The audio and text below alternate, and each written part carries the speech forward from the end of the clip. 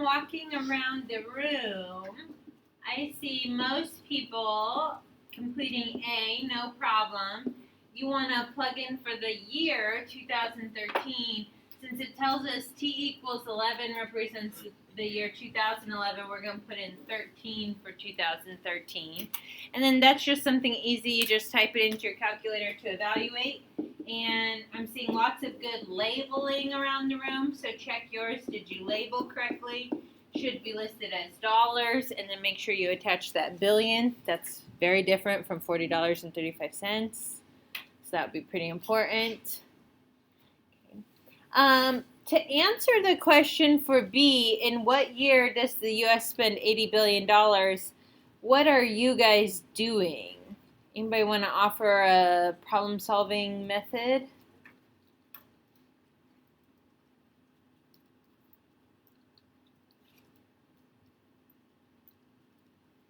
Matthew? Yes, you are solving for T, so how will you do that? Like, what's the setup?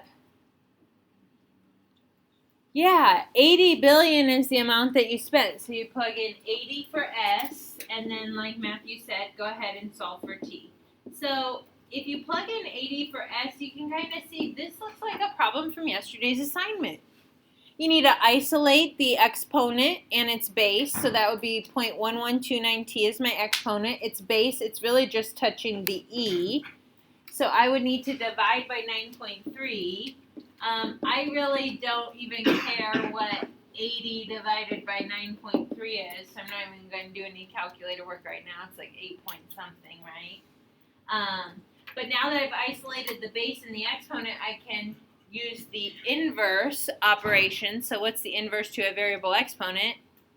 A logarithm. So I'm going to rewrite it as a log base E. That would be the natural log of 80 divided by 9.3, whatever that may be, equals 0.1129t, and of course at the end, divide by 0.1129. So you can do step by step in the calculator and type things out, but I can also just go to my calculator right now, and I can just type natural log 80 divided by 9.3, close my parentheses, divide it by 0.1129. And I get something like T equals 19.06. And that would be like in years, right? So it's 13 years. Yes. So once you get your answer, that 19 represents a number of years, right? 19 years later. Okay. But if you compare it back to the question, like Logan is saying, does 19.06 answer the question in what year? No, it tells me how many years later. So what would your answer be for in what year? 2019.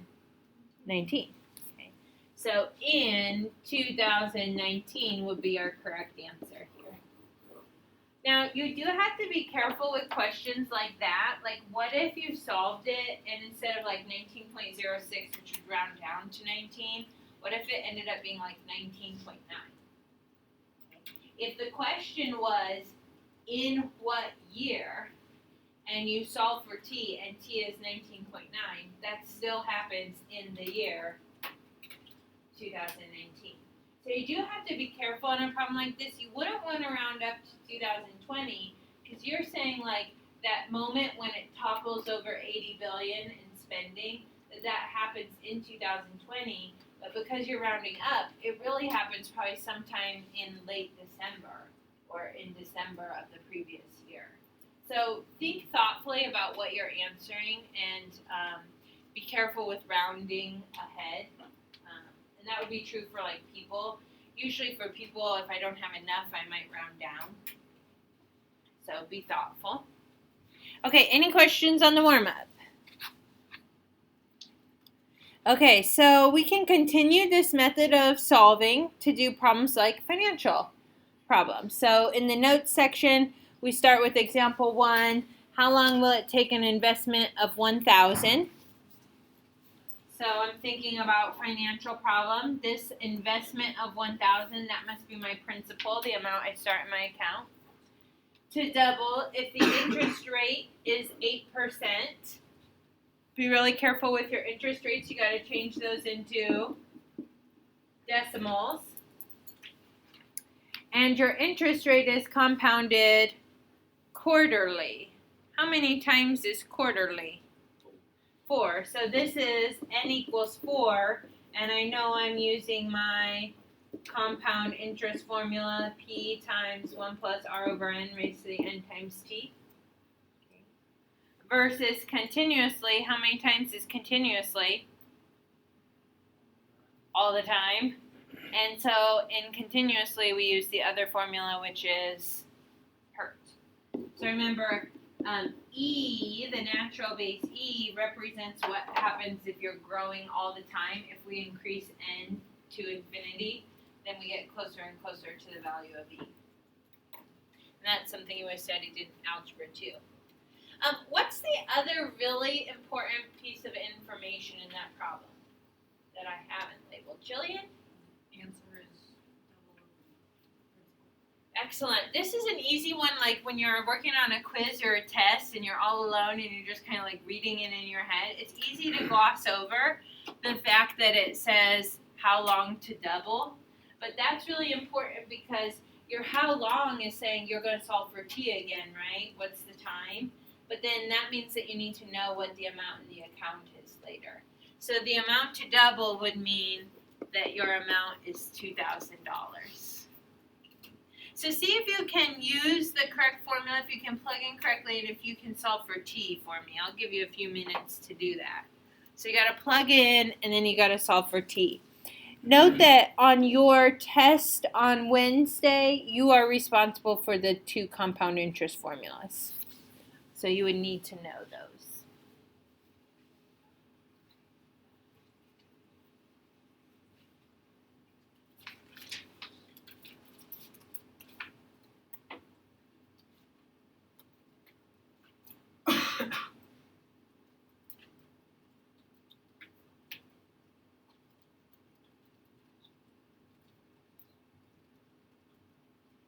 The base to the exponent.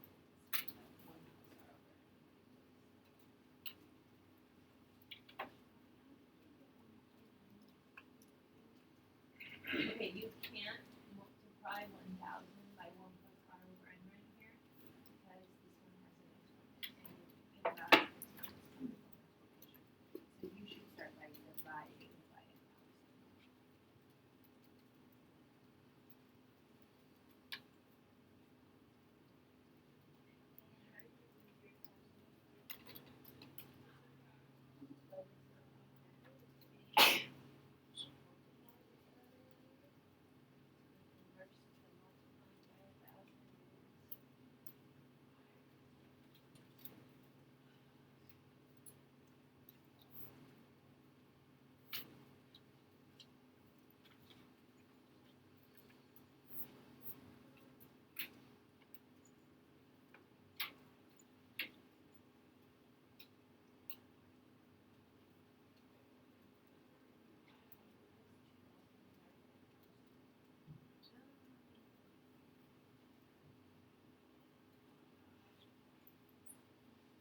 So like we said, that if you double your amount in your account,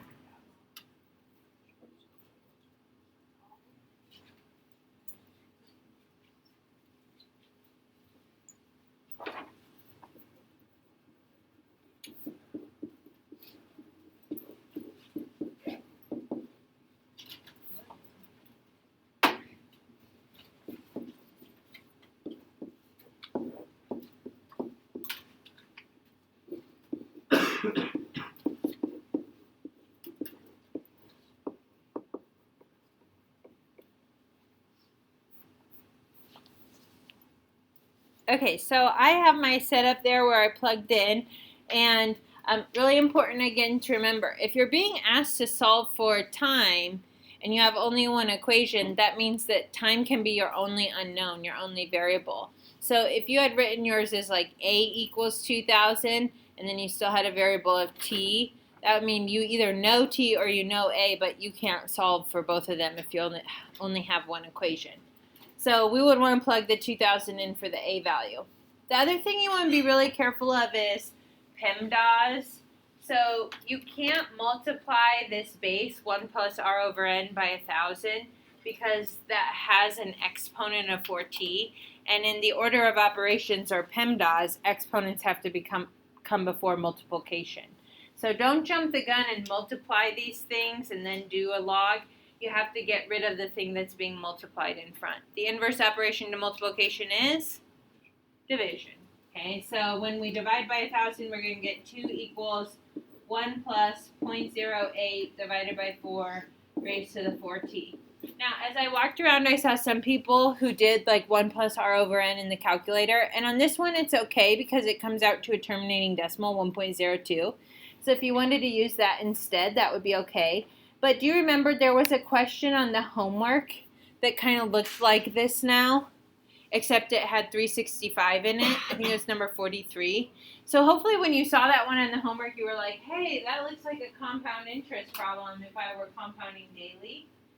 So the one thing I would warn you of is you don't ever want to like type in 1 plus r over n and see in your calculator that it's a non-terminating, non-repeating decimal and then cut it off at the 10th or the 100th.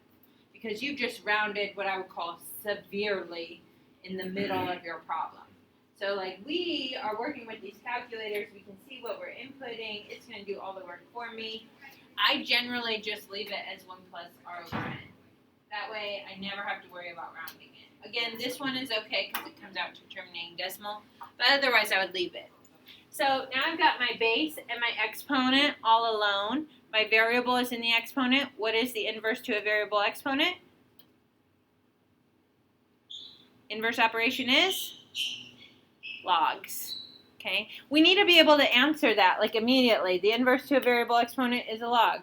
The inverse to a log with a variable is an exponent, right? That's when you rewrite it. So we're going to write it log base. The base to the exponent is this 1 plus r over n of 2 equals the exponent 4t. And I know that doesn't look really nicely, but like I said, if it were ever to be a non-terminating decimal, please don't round it in the middle of your problem. Leave it exact. Okay. You might know how to do the log with a different base in your calculator. I usually just resort back to my change of base formula.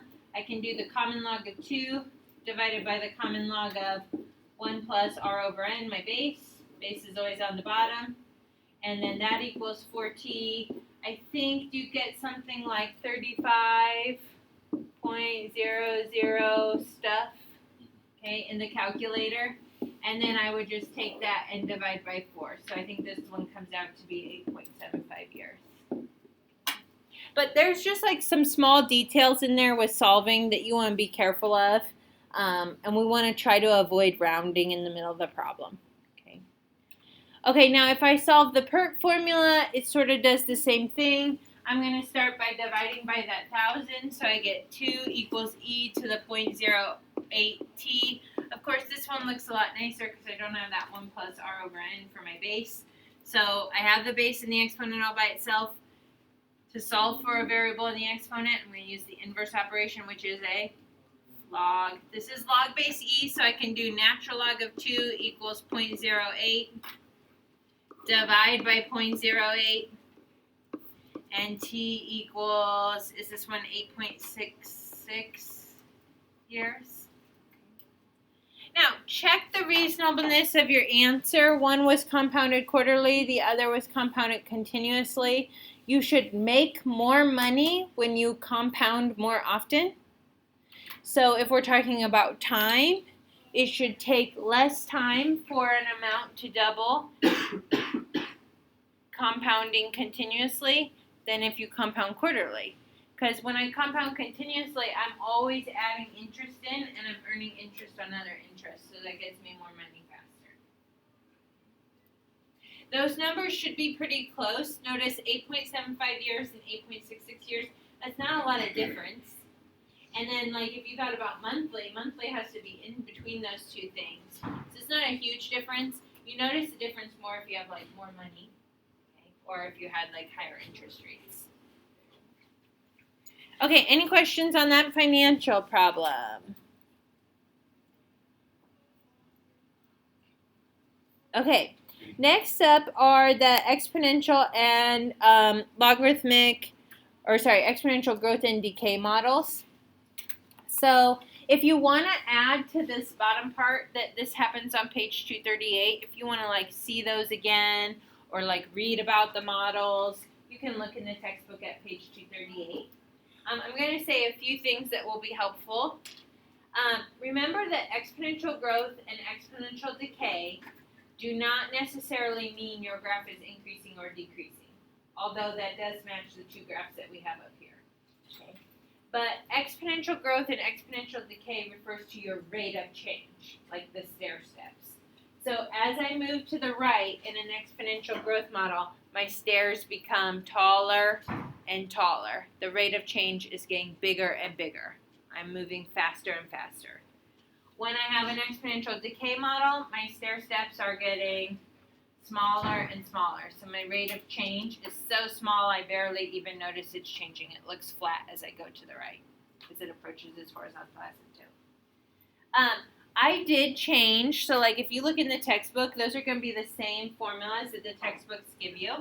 But I am going to say this. For an exponential model, you are responsible for this equation, A times E to the bx. So maybe write this down in your notes so that you know this is another model you're responsible for. So you got to know the PERT formula, you got to know the compound interest formula, and then you got to know this basic model, A times E to the bx, which is really PERT, right? A is your initial amount. So that's like your investment. E is compounding continuously because we're modeling things in the real world which normally don't work on schedules. They're just constantly growing or decreasing. And then B is your rate. I'm going to call it a growth rate or a decay rate, I guess.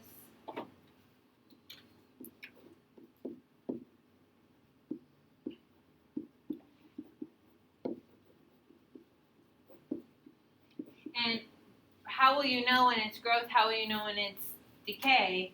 When it's a growth, B is greater than 0. When it's a decay rate, B is less than 0. So if you ever come across a model that has like a negative R, that means your rate of change is getting smaller and smaller. You have a decay function.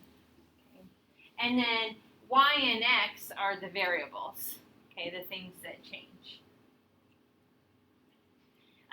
Another thing that might be helpful when you're reading problems today is when I talk about the initial amount, we had those questions in chapter 2, like when we were like throwing objects or playing badminton or things like that, and we would say like, what's the initial height?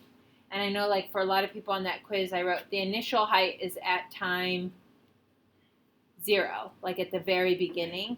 So when I'm talking about the initial population, or the initial number of things that I'm observing, I'm talking about at time 0. So if you know time 0, then you know the initial amount, you know the A value. That could be helpful to you on your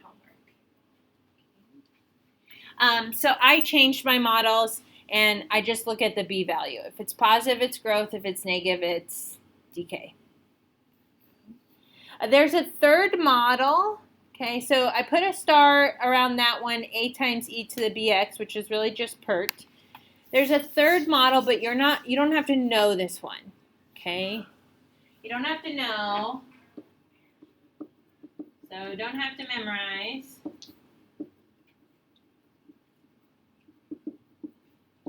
But let's be able to use.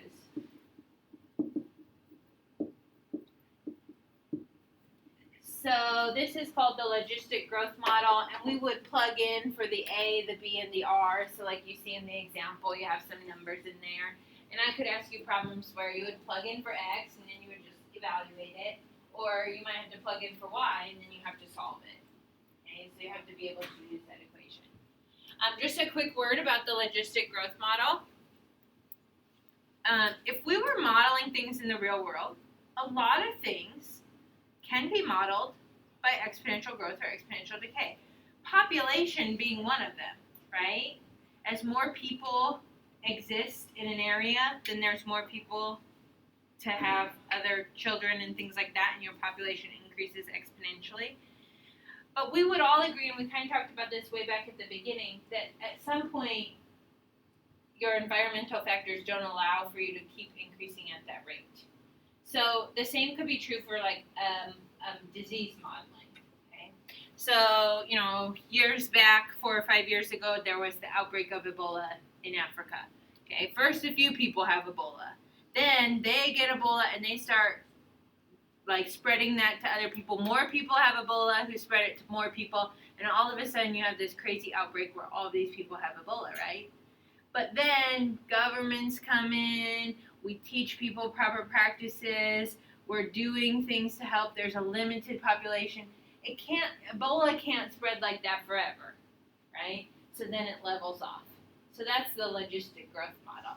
And almost all populations are like that. If we look at papillion for like a segment of time, we'll probably see an exponential growth, but then it will level off. And then we could take another little snippet and we'll see the same thing, like an exponential growth, and then it would level off. Okay? So environmental factors don't allow it to just like exponentially grow forever. Okay, let's do our last two problems. They're going to use our models. This example, is this example 2? Example 2, this one's super important. Got to be able to do this for your test on Friday. So star, circle, highlight, make sure you can do a problem like this. Okay, it's a good one to go back and retry. Let's see. Can you imagine being like in a science class, in a science lab, and you might be running an experiment. In this case, it has to do with fruit flies. But we like set it up, and then we do like some kind of observations. Like maybe you've done some experiments where you might observe like the change in like something that's getting moldy, or the change in a leaf. Can you think of any experiments you've done in science class like that? You don't do experiments like that? I always think back to also in grade school, we would do the thing where we would like grow a lima bean. Do you ever grow a lima bean? So you like plant the lima bean, and then we would record how tall it was after so many days. Okay, this is an example kind of like that where we're recording some quantitative data. Quantitative meaning numbers. So could you like imagine you're in your lab coat, you're a scientist, you're studying fruit flies, and you have a little clipboard, and on your clipboard each day you come to the lab, you record what day it is, so it's day 2, and how many flies there are. There are 100. And it's day 4, and there are 300 flies. Can you imagine yourself being that scientist?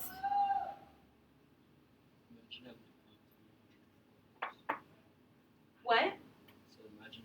Oh, yeah, that would be crazy. I don't know how they do fruit fly experiments. I'll have to investigate that. But so like you're recording some data. Okay, so now it says, you know that the population of your fruit flies is growing according to the law of exponential growth. So that's a dead giveaway for what that model is. Y equals A times e to the bx.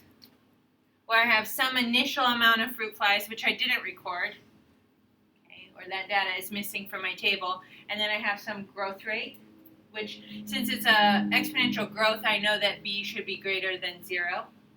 Okay, so I know it's a positive value.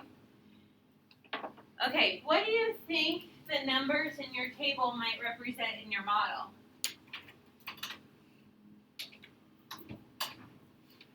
Two, 100, 4, 300. They're probably what? They're probably your x's and your y's, right? They're the things that vary. Depending on the day, you have a different number of fruit flies to observe. Okay, so they're varying. The initial amount and the rate shouldn't vary for your particular model. So we're in charge of finding those two things. Okay, so I'm going to plug in my x and my y. I have one equation that looks like 100 equals a times e to the 2b, and another equation that looks like 300 equals a times e to the 4b. Notice in my exponent, I'm plugging in for the x, because the day varies, it's like my t. And so B is my growth rate. That would be constant. That would stay the same. So I have 2B and 4B in my exponents. Okay, unlike the problems that I gave you, like for the financial problem where it's like how long will it take for this to double, we don't know enough information to solve for either A or B in one equation, but we have two equations. So this is called a system of equations, and you're going to solve the system by substitution.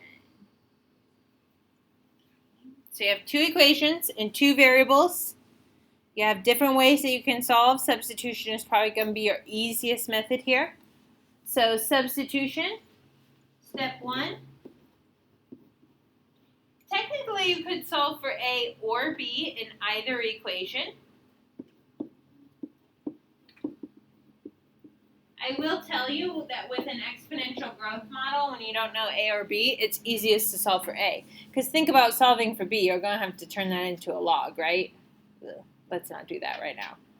Let's just solve for A in one equation. So I would say 100 equals A times e to the 2b. If I wanted to get A all by itself, and it's being multiplied by e to the 2b, then I just divide. So A is 100 divided by e to the 2b. Are you okay with that? Your initial amount is your y value divided by e to your bx, whatever you have. Okay, now I would know what A is if I just knew the value of B, but that's unknown to me. So I am going to use substitution, and I'm going to sub A into the other equation.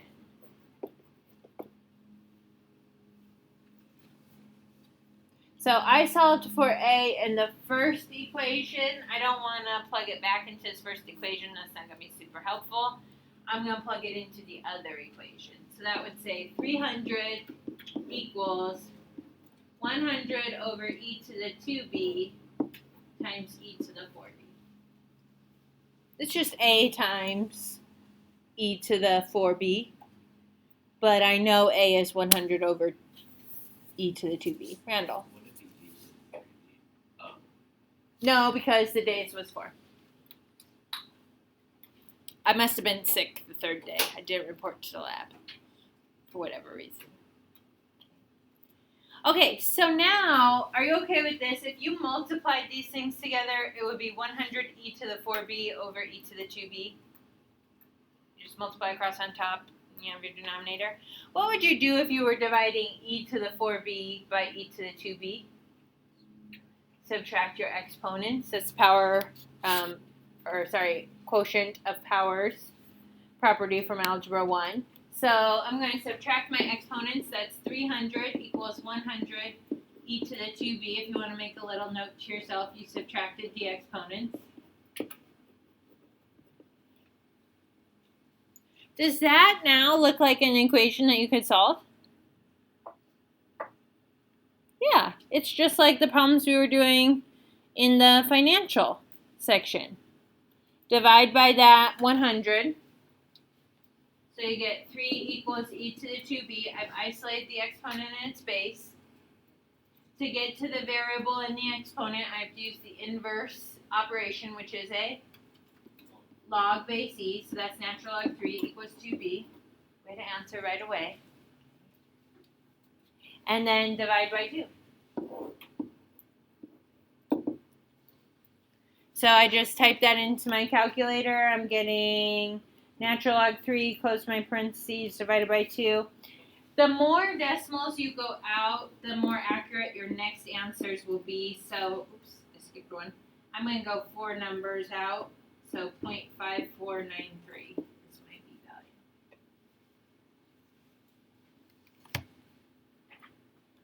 So I'd say at least 3, 4 sometimes is good. Okay, so that you can see what that rate is. Now, that goes along with what I thought. Remember, we said it was exponential growth, so we knew b was going to be greater than 0, and sure enough, it is greater than 0. Okay. If I think about B, it's kind of like my rate, my growth rate. So it seems like if I change that into a percent, it's like a 55% growth rate. That's pretty fast. That means I am accruing like half of my population each day. Okay. All right. If you find B, what can you now find? A. Remember I said up here in step 1, if only I knew the value of B, then I would know the value of A. Well, I found the value of B. So step 3 in solving the system would be plug B in to find A. So A equals 100 divided by E to the 2 times 0.5493. I think I am going to get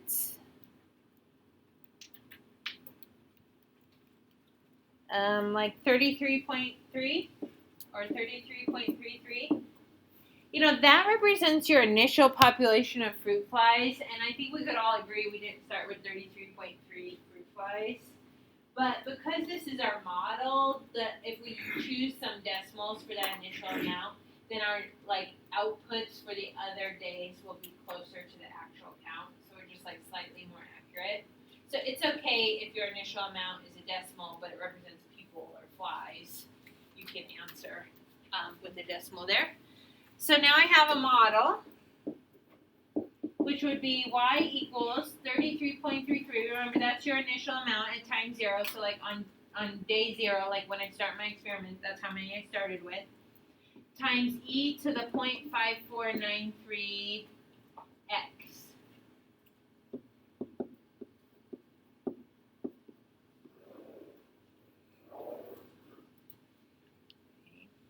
And then if you were to take the days that you had recorded in your table up above, day 2 and day 4, if you plug in 2 for x and you plug in 4 for x, you should get something pretty close to those outputs of 100 and 300. This, we haven't yet answered the question, right? I've written the model, but the question is how many fruit flies after 5 days? So then you would use your model and plug in 5.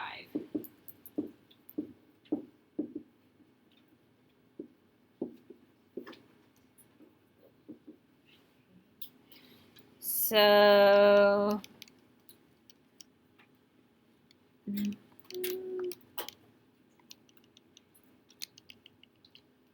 I'm getting something like 519.5, which I would probably round that and say that's 519 flies. Even though 5 would have me round up, I haven't yet gotten to that 520th fly yet. I don't have enough. So I would round down on that one. Okay. I'll be kind of flexible on those when you're rounding. Okay.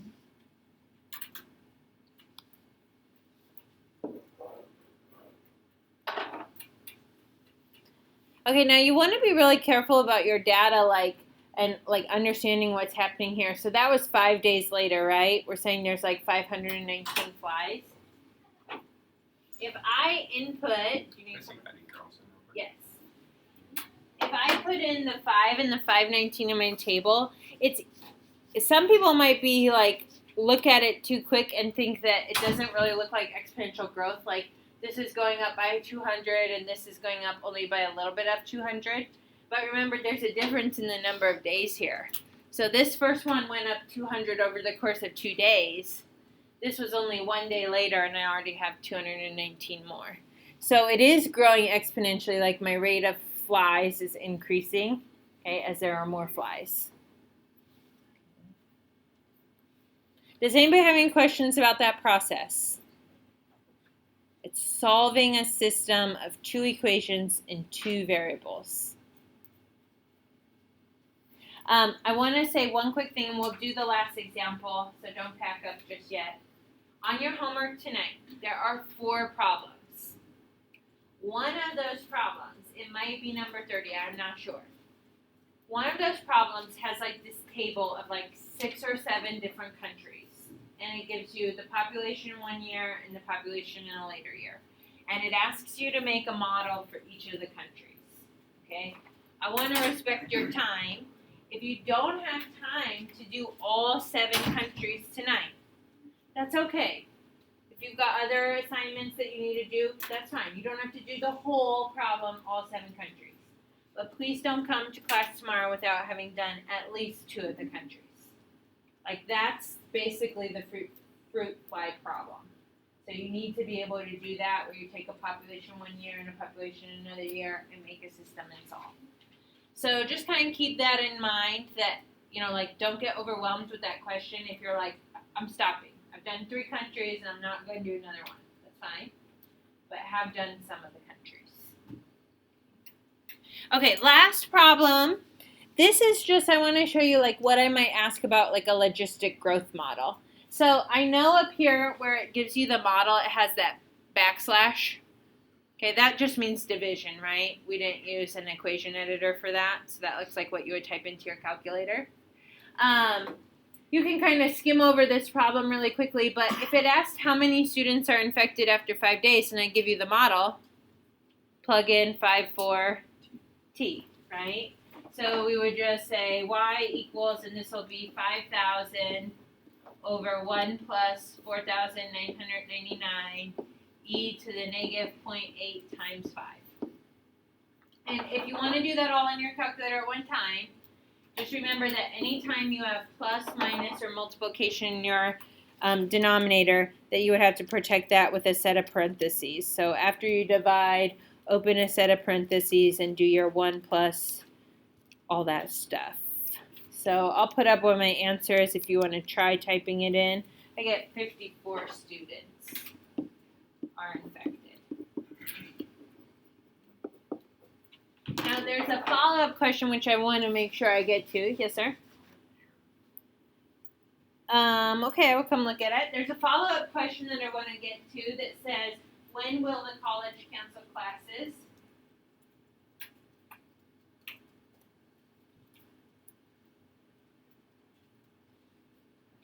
I'm guessing you put in, it's blinking on the negatives and put minus instead of TI is picky about that.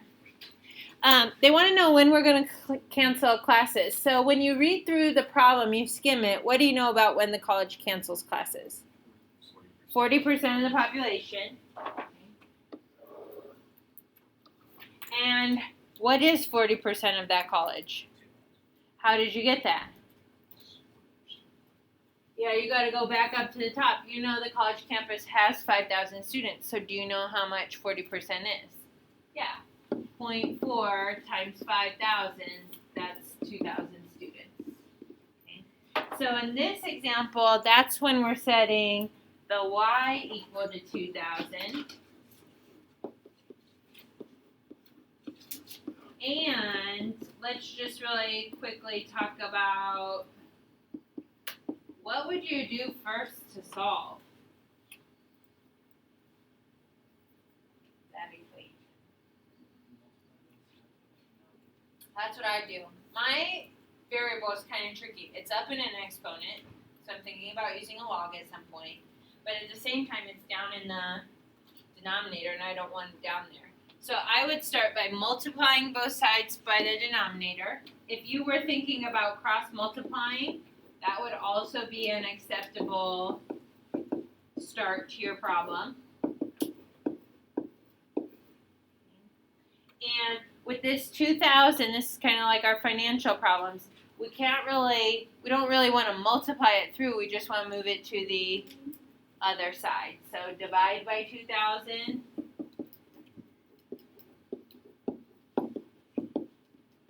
That's going to give me what, 2.5? Subtract 1. So down to 1.5. And then be careful with e. E's the only base to the exponent, so I still have to divide by 4,999.